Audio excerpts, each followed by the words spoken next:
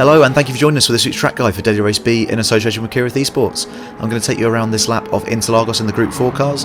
It's 6 laps this race on racing hard tyres and does prove for a lot of really fun wheel-to-wheel racing, so hopefully you enjoy this. We've got a bit of a special track guide today. Not only have we got a couple of cars for you to choose from, so we've got the Nissan GT-R at first and then we're going to go around in the Subaru. But we'll also have got a Ghost that you guys can follow at home. So I've managed to set the number 9 time in the world at the time of recording. I've saved and shared that Ghost, so if you add me on PlayStation, it's RA_JBay Racing, I'll put that in the description. Then you can add me as a friend, add my Ghost into your qualifying lobby, and you'll be able to race along and see where you're gaining and losing time against me. I feel like the Ghosts are a really handy tool to use, so I definitely use them whenever I'm doing qualifying, and now you can follow along at home. So we're going to go through the lap in the Nissan, then we're going to go through a lap in the Subaru, which is the initial 10th time that I set, and then we're going to go through the number 1 time, for me at least. It's definitely the best lap I've ever done around Interlagos. I also managed to find a braking marker for the last corner, so I've really been struggling, but I'm going to cut to a picture here and show you where I brake now for the final corner, which has really helped out with my consistency around that turn. So here, this is what you see as you're coming towards the last corner, and it used to be that I used to brake where the sand turned to grass on this right hand side, just before the 50 board, but what I'm looking at now is the fencing that changes on the right hand side. So you can see that there's one fence panel that has the 2 X's going across it, the extra struts, so I'm braking as that is right on the right hand side of my vision. So once that's over to the far side, that's where I'm getting on the brakes. So hope that helps with that final corner, because I find that a really tricky one and obviously super important for the race and for quali. Now let's get into these laps and break them all down for you. First off then, we're in the Nissan GT-R and we're going to be looking out as always for the 50 board. So we're braking right on the 50 board here, down to 3rd gear initially, start to trail brake and turn in, then down to 2nd gear and get as much of your car as you can on this curbing here on the left hand side, and I'm short shifting to 3rd before I accelerate, so into 3rd gear, turn in super early for the second half of that. If you find that you're not quick through there or you're running off wide here to the left, it's because you're not turning in early enough as soon as you get off of that first curb. So as soon as you're off the first curb, start aiming right and cut as much of the second curb as you can.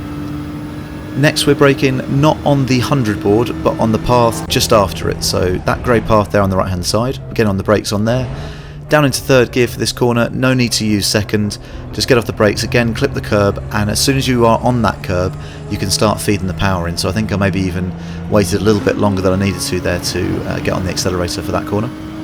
Next, a tricky section coming up, so just before the 50 board we're aiming the car towards the curb on the right hand side, 50% brake, down to 4th, then down to 3rd, release the brake and feed the power in once this green Astro is going past you on the right hand side.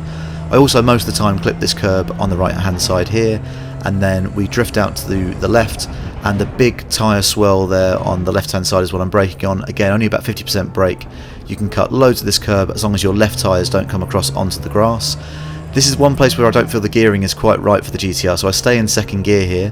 A little bit of brake, you want to stay tight to this curbing on the left hand side for the hairpin, and then you have to shift a little bit awkwardly as you're coming out, so that's the one place where I feel the Subaru has got an advantage.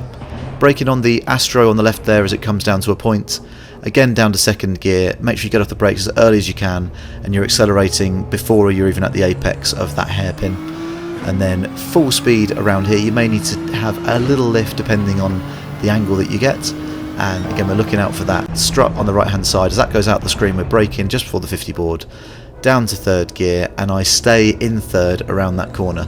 You can use a little bit of 2nd to flick the car in if you need to, but it definitely slows the car down a little bit, so I say the fastest way in the GT-R is to stay in 3rd around there. This was good enough for a 138.6, so it's still a decent lap, and I really like the way this car drives, so if you just like the way the GT-R drives you're still going to be able to be competitive in it. Next we are going to jump straight into breaking down the lap in the Subaru, so we're going to go through that. We're not going to play this lap out at full speed, just to save a little bit of time.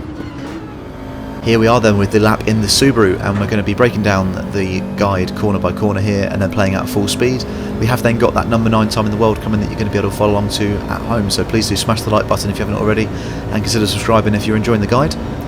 Right on the 50 board here again, getting heavy on the brakes, turning in once we get down under the shadow from the bridge, into 2nd gear, and you see crucially I get a lot more of my car over on this curb on the left, short shift to third, and as soon as I'm down off that curb, I'm turning across the right hand side and cutting the second half of the chicane, and then you're going to be almost straight into fourth gear as the car hits the rev limiter coming out of that corner. If you're having any problem with the rotation in the Subaru, you're probably staying on the brakes too long, so just be mindful. This is a car that really wants you to get off the brakes and on the power, and that's going to aid the rotation. On the path again here, on the brakes into fourth, down to third, and then we're going to take loads of this curb in here and super early on the power. See, as soon as I touch the curb, I start feeding it in there, and you can use a little bit of this runoff on the right hand side, but you want to be careful of that curbing on the right because it can drag you off, and you'll get a penalty if you go out there wide.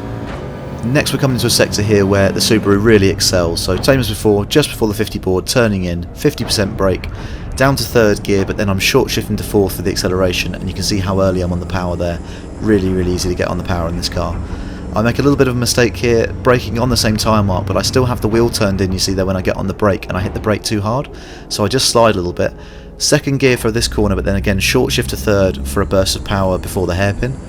Dab of brake and second gear to get onto the curbing here for the hairpin, and once again short shifting to third and feeding the power in really early.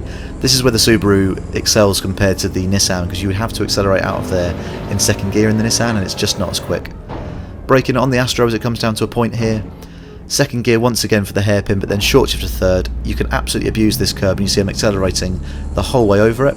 And then you ideally want to get your car a little bit further over on the right hand side here, just so you have a better angle for coming around this flat out corner. Once again we're going to brake as the braced fencing on the right hand side goes out of our view, keeping it in third gear, clip this curb, and you see again super early on the power. As long as your left tyres don't leave this curbing on the right hand side, then you won't get a penalty coming out of there. So this lap was good enough for a 1:38.3, which at the time I was absolutely thrilled with.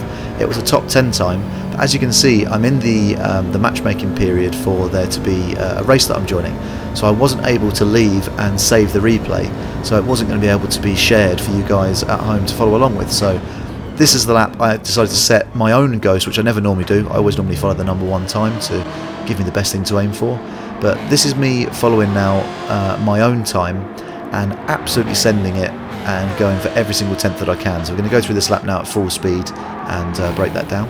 You're going to see a couple of subtle differences as we go around this lap. So I'm still braking in the same places, see on the 50 board, but I get my car right over on the curb, on the power super early, and cut loads of this curbing on the right hand side. Do run almost really wide there, but as long as your right tyres don't come across the curb, then you don't get a penalty. So see, at the moment I'm currently up on my first set time from the opening lap that I did, where unfortunately I messed up the last corner. Really late on the brakes here, down into third, and then you see I get off the brake a lot more quickly than before that time. So I'm feeding the brake out and getting on the power that little bit earlier to give myself a better launch. Now the next sector is where I knew I had some time, so 50% brake, third gear, then short shift to fourth for acceleration, and I went wide here before, so I'm braking with the wheel straight, cut across here, short shift to third, get on the power, and that means that I'm able to gain about a tenth and a half, I think, on my previous Ghost. And then as we come out the hairpin, we're up quite a bit.